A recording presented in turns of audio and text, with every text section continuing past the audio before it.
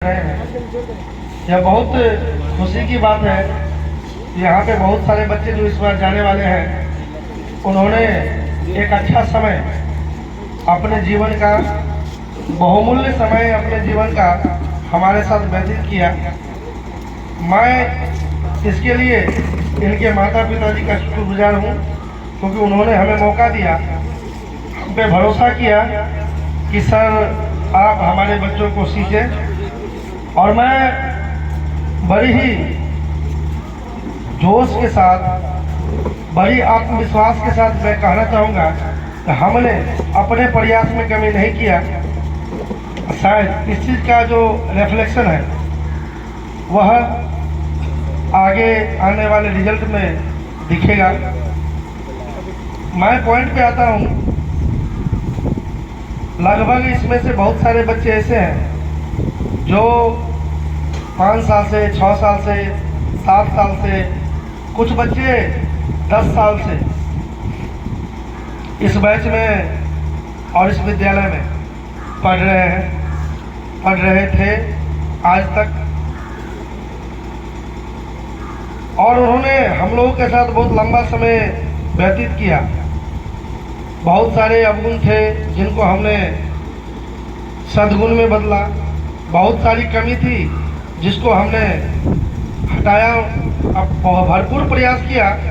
यह बच्चा जब भी यहाँ से जाए, चाहे किसी शहर में पढ़ने के लिए, किसी बड़े इंस्टीट्यूट में पढ़ने के लिए, तो उनको किसी भी प्रकार की दिक्कत महसूस ना हो।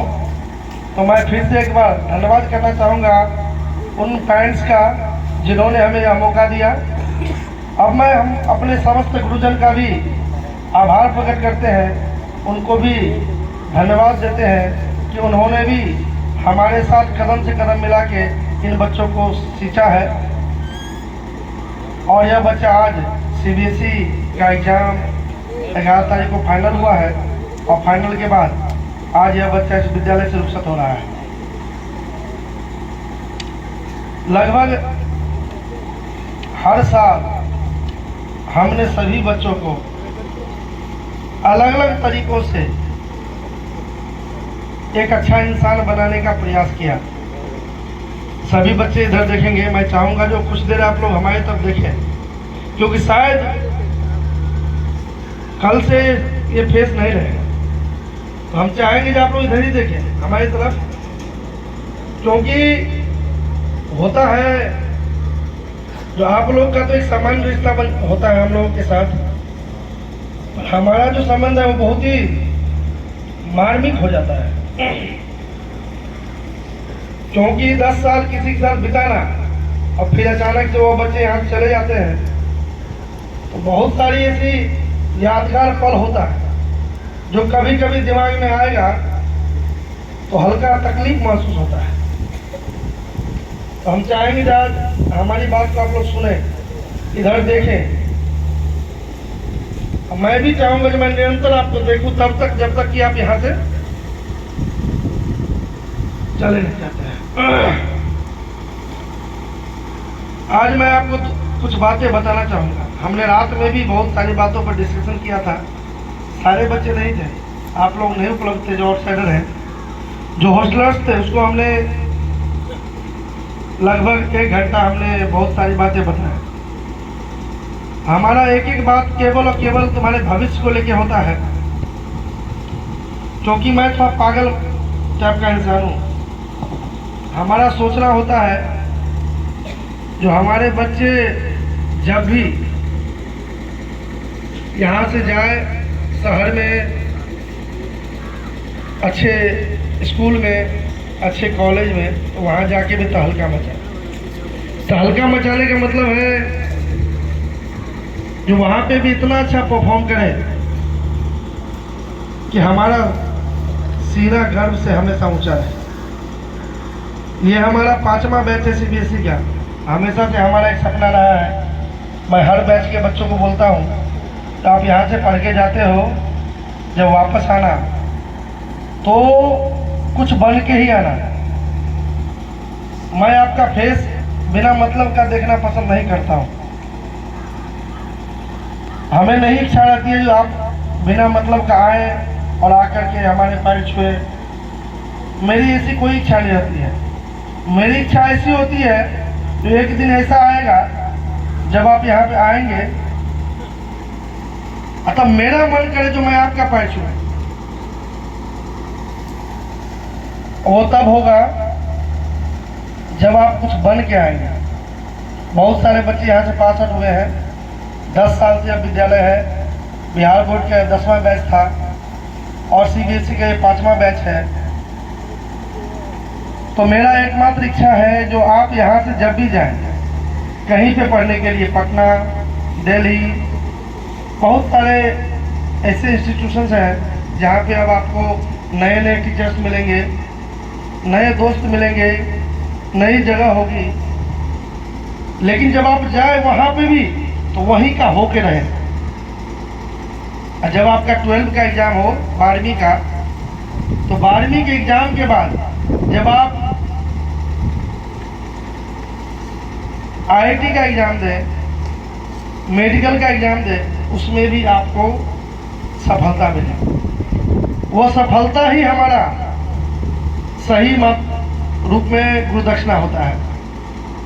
आप यहाँ पे, हम जानते हैं इसमें से बहुत सारे बच्चे हैं जो इस बार एग्ज़ाम दिए हैं, 90+ आएगा, लेकिन उससे भी हमारा मन नहीं भरता है। हमारा मन तब भरेगा जब तुम में से प्रत्येक बच्चा जॉब में जाएगा। इसीलिए रात में हमने कुछ बातों पे चर्चा की।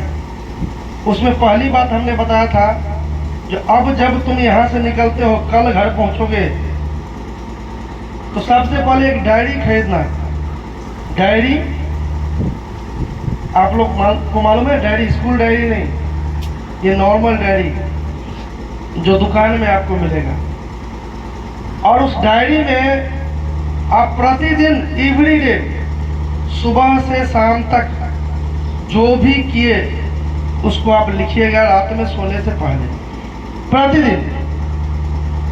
क्योंकि वह डायरी आपके लिए एक टीचर की तरह होगा, क्योंकि उस डायरी में आप गलती जो करेंगे सो भी आप लिखेंगे और जो सही करेंगे वह भी आप लिखेंगे। और पुनः जब डायरी कभी आप पढ़ेंगे आपको एहसास होगा कि हमने यहाँ पे गलती की है, शायद उसे सुधारना चाहिए। वो एक तरह का टीचर का काम करेगा आपके लिए, क्योंकि अब आपके साथ हैप्पी सर होने वाले हैं नहीं जो बोलेंगे हे लड़का बाल ठीक करो, ये कपड़ा ऐसे काहे पहना है, ये आंटी कट जींस काहे पहना है। ऐसा कोई बोलने वाला आपको नहीं मिलेगा। अब तो आप जो करेंगे सब सही होगा, क्योंकि आप हमारे नज़र के सामने में नहीं होंगे। मैं तो संपूर्ण विकास पे ध्यान देता हूँ।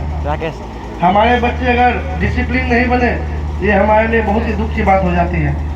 मेरा पहला उद्देश्य रहता है कि हमारा स्टूडेंट डिसिप्लिन बने, सबका सम्मान करें, माँ बाप का सबसे अधिक सम्मान करें, फिर हम लोग का भी सम्मान करें। और आपसे उम्र में जो भी बड़े हैं, चाहे आपके घर में काम करने वाला वो नौकर ही क्यों ना हो, आपके खेत में काम करने वाला वो आपका जान ही क्यों ना हो, आप उसको भी प्रॉपर सम्मान देंगे। यह हमारा संस्कार है। तो डायरी जब आप देखेंगे जो हमने सर आज भर दिन में क्या क्या किया, तो डायरी आपको याद दिलाएगा तो इस बिंदु पे हमने यह कार्य गलत किया है। तो शायद वो डायरी ही कहेगा आपको जो यह काम आप सुधार लो, कल ऐसा काम मत करना। पहला काम है आप डायरी मेंटेन करेंगे कल से, क्योंकि आज से पहले आपके जीवन की डायरी केवल हैप्पी सर था। आपके जीवन में कोई सबसे अधिक घुसा होगा, सबसे अधिक किसी का हस्तक्षेप होगा इन 10 साल में, वो मेरा होगा, ये सारे बच्चे जानते हैं। तो डायरी मेंटेन करेंगे। दूसरी बात हमने कहा था बच्चों, अब आप जा रहे हो, जब तक रिजल्ट आता है, रिजल्ट आने में 2 महीने लगेंगे आप लोगों को।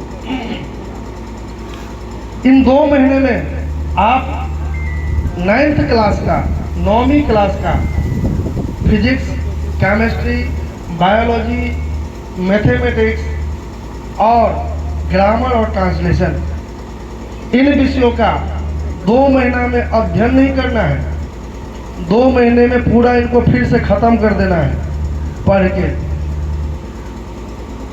क्योंकि कुछ बच्चे क्या सोचते हैं, जो मैट्रिक का एग्जाम दे दिया, चलो अब मुक्त हो गए हैं, चलो कोई दिल्ली घूमने गया, कोई इधर घूम रहा है, कोई सुबह उठा बाल में तेल कंघी किया, चौक पे चला गया और चौक पे जितने भी लोग हैं उसको बोलता है लो मैं आ गया। फिर दूसरे दिन भी यही काम करता है, फिर बोलता है देखो मैं आ गया। तीसरे दिन भी यही करता है, देखो फिर से भैया मैं आ गया। अर्थात वो अपने आप को होल डे अलग अलग जगहों पे प्रोजेक्ट करने लगता है। उससे फायदा कुछ नहीं होने वाला। अब कोई पूछेगा बुआ इधर क्यों भटक रहे हो, तुम क्या काम है भाई, तुम तो अच्छे लड़के हो, तुम चौक पे क्यों बैठे हो? तो बोलेगा बच्चा सर एग्जाम दे लिया, रिजल्ट देते तब ना आगू पढ़बे, तबे मौज कर लै छी। फिर रिजल्ट आबि गेलै तो फिर तो हमरा पढ़िए पड़ते। लेकिन यह शब्द बहुत ही खराब है। मिथिलेश जय महान। रिदम नहीं टूटना चाहिए। नदी की धारा अगर बंद हो जाती है तो नदी का पानी सड़ जाता है। अगर आप नदी पे रोक लगा दें, धारा पे रोक लगा दें, तो वो नदी का पानी सड़ जाता है, पीने योग्य नहीं रहता है, आचमन करने योग्य नहीं रहता है। इसलिए आपका जो प्रवाह है अभी पढ़ने का, उस पर पूर्ण विराम नहीं लगाना है। यहाँ से जाने के बाद भी आप 9th क्लास का पूरा सिलेबस एक रिजल्ट आने तक पढ़ेंगे, पूरा खत्म करेंगे। हमने फिंगर टिप्स भी बोला था, जो सभी बुक से नहीं, एनसीईआरटी और फिंगर टिप्स से, मैथ का फिंगर टिप्स और साइंस का क्लास 9 का फिंगर टिप्स, दोनों बुक आप लोग खरीद लें और उसका पूरा का पूरा अध्ययन करें। क्योंकि जब आप 11th में जाओगे तो आपको पूरा का पूरा 9th क्लास का ही बेस काम आएगा, 10th का बेस काम नहीं आएगा। इसीलिए घर पे जाके भी पढ़ना है। अब तुम सोचोगे यार ये हैप्पी सर लगता है घर पे भी पीछा नहीं छोड़ेंगे, पता नहीं किस आदमी से पाला पड़ी है। अरे भैया भर दिन नहीं पढ़ना है, आप अब रूटीन बना लो। एग्जामिनेशन का एक अलग रूटीन था, अब जो आप घर जाओगे तो एक नॉर्मल रूटीन जो स्कूलिंग का होता है, तो सुबह हमें पढ़ना है, सुबह से शाम तक रूटीन बनाओ। शाम को 2 घंटा खूब खेलो, घूमो टहलो, एंजॉय करो। फिर रात में 4 घंटा पढ़ो। क्योंकि मैं एक बात को फिर रिपीट करूंगा, एक बार पढ़ने की आदत छूट गई तो फिर आपको उस आदत में ढलने में टाइम बहुत लगेगा और शायद उसमें ढल भी ना पाओ। इसीलिए दूसरी बात हमने कहा था, आप हर स्थिति में घर पे जाएंगे तो सुबह से लेकर शाम तक एक रूटीन बना के अपने घर में मन लगा के पढ़ेंगे। घूमने समय घूमना, शाम को एंजॉय करो, खेलो कूदो, फिर रात में आके फिर से पढ़ो, ताकि जब आप 11th में जाओगे तो आपको 11th की चीज़ें समझने में दिक्कत ना हो। क्योंकि आप सभी को मालूम है जो फिजिकल केमिस्ट्री जो है आपको पढ़ना पड़ेगा, तो फिजिकल केमिस्ट्री का पूरा बेस केवल क्लास 9th में ही है, 10th में नहीं है। अगर आपको नहीं आएगा तो आपको वहाँ पे दिक्कत होगी। तीसरी बात हमने कहा था रात में इन बच्चों को, बउआ ये घर किसी का बालाघाट है, किसी का कल्ली पट्टी, किसी का झांझ पट्टी, किसी का राजनगर, किसी का जट्टी, किसी का पिपराही, किसी का बथना, किसी का नपटोल, किसी का मैलाम, किसी का लौखा, किसी का बसा। घर सबका अपना जहाँ जहाँ है। आपका घर कोई चोरी नहीं करेगा। तुम लोग क्या सोचते हो?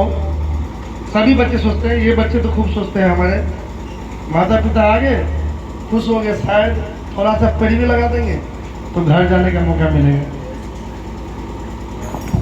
ये घर आपका कोई तोड़ने वाला नहीं है, जोगी सरकार नहीं है इधर जो जेसीबी लगा देंगे।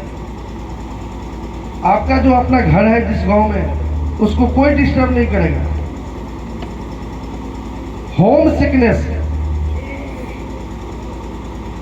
घर आने की व्यग्रता, इसका मैं एक एग्जांपल देता हूं।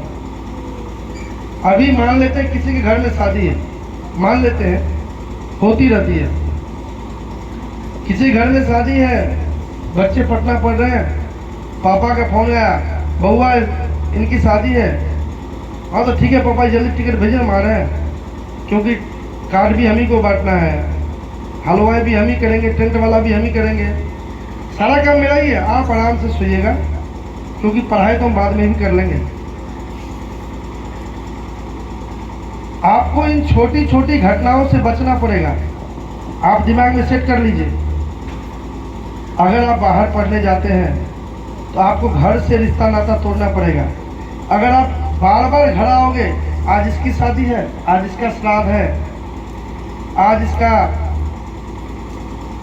बरसी है, आज इसका छठियार है, कल इसका मुंडन है, तो फिर आपका भी मेरा घर होना है वो लिखा हुआ है। आप लिख लें, आप हमारी बात लिख लें। अगर आप बार बार बिना मतलब का घर आते हो हर छोटी मोटी पर्व त्योहार में, तो फिर आपका आगे का जीवन पढ़ाई का वो अच्छा नहीं चलेगा। अगर आपके माता पिता बोलते हैं बेटा आ जाओ, आप उनसे बोले कि पिताजी हम नहीं आ पाएंगे, हमें पढ़ना है, माता पिता को दुख नहीं होगा, उनको बहुत खुशी होगी जो मेरा बेटा बड़ा हो गया है, वो समझदार हो गया है, वो अपने लक्ष्य के प्रति संवेदनशील है, वो आगे बढ़ेगा। तो वो भी बोलेंगे ठीक है तुम बताओ, यहाँ पे सारा काम हो जाएगा। आपका अपना जो मन होता है ना, वो घोड़ा की तरह दौड़ता है। आप उस मन को कंट्रोल करो और अपने आप को इन सारी उत्कट से बचाओ। जब आप यहाँ से बाहर पढ़ने जाएंगे तो मैं चाहूँगा, ऐसे मेरे चाहने से कुछ नहीं होने वाला, क्योंकि हम जानते हैं मेरी बात सुनोगे घर जाके सब भूल जाते हैं, पर हमारी बात अगर जिनको संपूर्ण जीवन याद रहा, मैं वचन देता हूँ जो बच्चा को दुनिया का कोई शक्ति नहीं रोकेगा, क्योंकि काम करना सबको आता है। Everyone is doing work but everyone doesn't know how to do work. सभी लोग काम करते हैं पर सभी को मालूम नहीं जो काम कैसे करते हैं। इसीलिए एक घर को राजमिस्त्री भी बनाता है और लेबर भी बनाता है, लेकिन राजमिस्त्री को मालूम है घर कैसे बनाते हैं, लेबर को नहीं मालूम है घर कैसे बनाना है। यही अंतर होता है एक समझदार बच्चों में। अगर आप आगे मन लगा के नहीं पढ़ते हो, भूल जाओ। किसी को भी जिनको मिलना है वो आपसे मिलने वहीं आएंगे।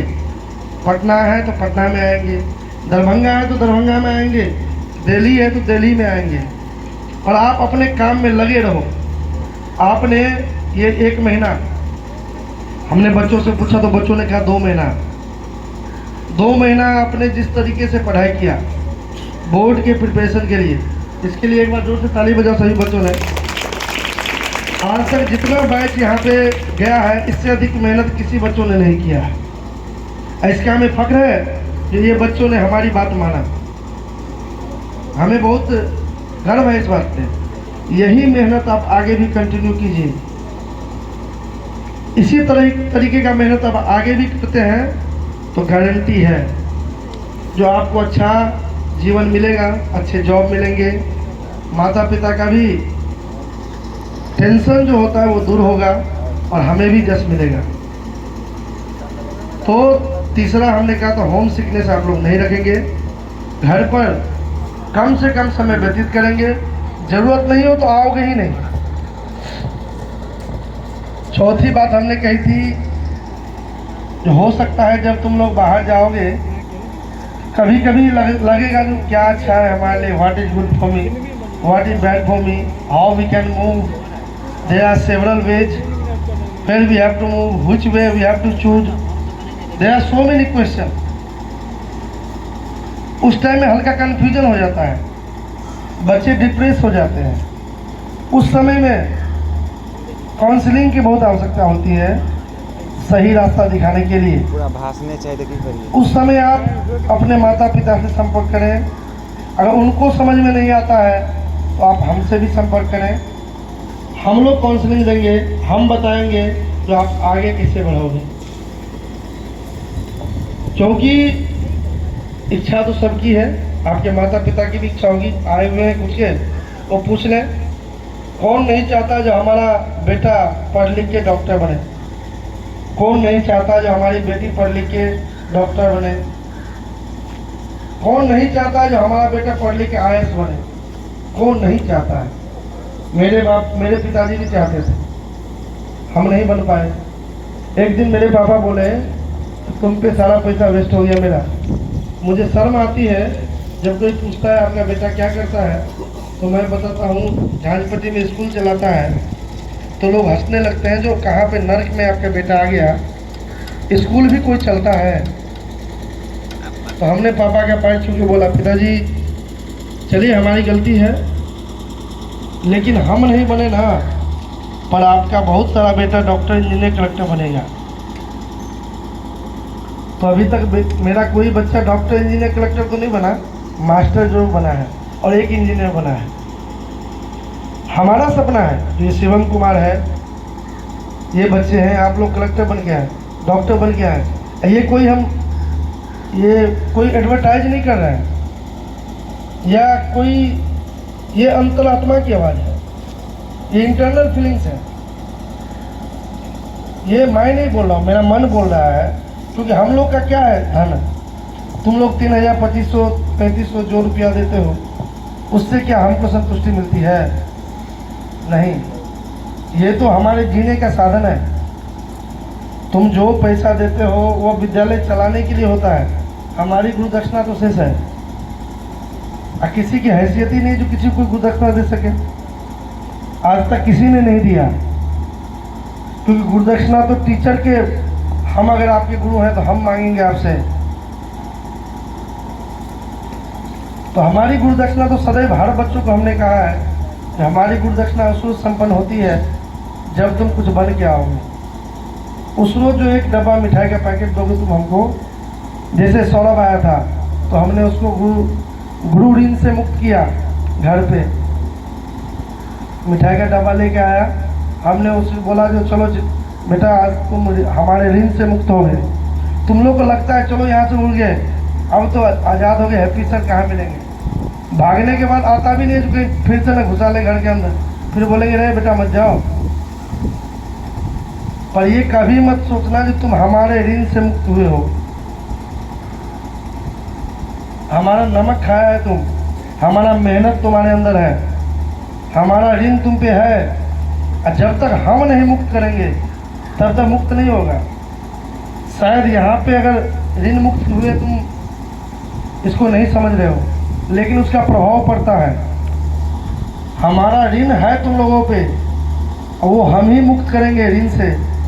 वो तब मुक्त होगा जब तुम लोग सब के सब कुछ बन के आओगे। और नहीं बन के आते हो तो फिर तुमको हमारे पास आके क्षमा याचना करना पड़ेगा कि सर हम नहीं बन पाए, आप हमको इस ऋण से मुक्त कर दीजिए।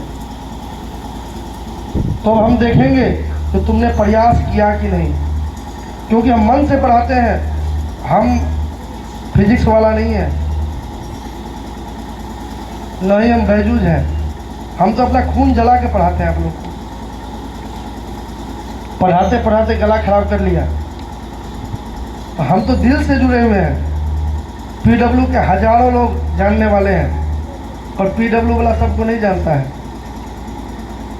पर हम तो जिसको पढ़ाते हैं उसके परिवार को, उसके माता पिता को, उसके पूरे खानदान को हमारी जान पहचान होती है। इसीलिए मैं इतना बोल भी इसलिए रहा हूँ क्योंकि इस बैच से मेरी बहुत अपेक्षा है, बहुत अपेक्षा है। कुछ बच्चों ने कहा है सर हम आपकी अपेक्षा को पूर्ण करेंगे। नवनीत ने कहा हमको सर आप टेंशन नहीं लीजिए, हम डॉक्टर बन के आएंगे। और भी बहुत सारे बच्चों ने कहा है तो बन के आइए। हमने जो सिखाया है उसको जीवन भर रखिए। बी अ गुड मैन, एक अच्छा इंसान बनिए, सदैव अपने से बड़ों का सम्मान करें। और जितना पढ़ाई किया इस स्कूल में, जितना देर पढ़ाई किया 10वीं के एग्जामिनेशन को पास करने के लिए, यह सबसे इम्पोर्टेंट पॉइंट है।